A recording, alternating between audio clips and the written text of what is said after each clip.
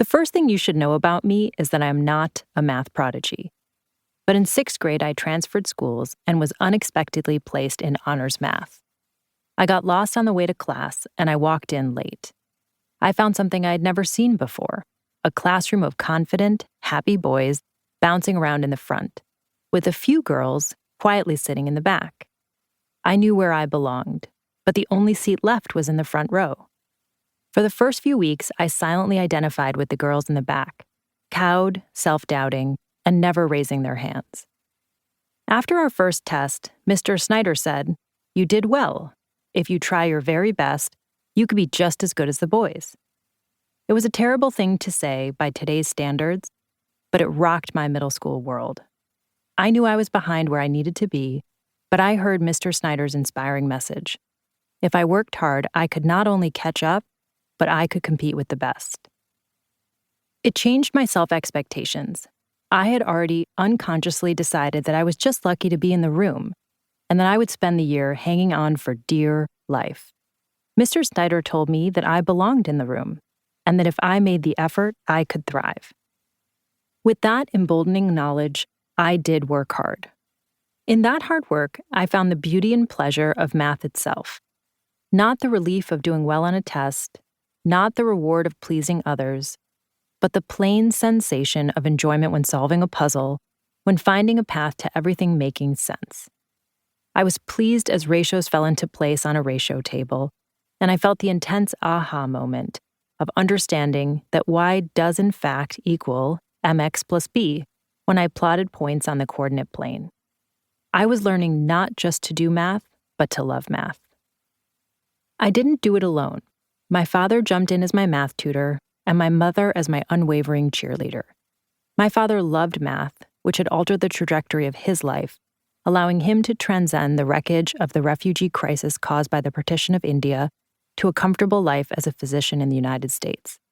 My mother, also a refugee of partition and a physician, is happiest when working hard. She knew that hard work needed high-quality fuel, and that I would eat more fruit if she cut it into fun shapes.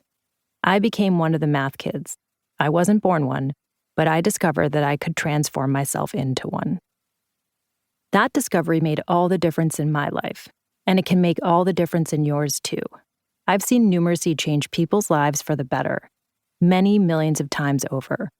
With a team of amazing teachers and technologists, I have built a nonprofit called Zern, the top-rated math learning platform for elementary and middle school children, which includes free digital lessons for every day of kindergarten through 8th grade.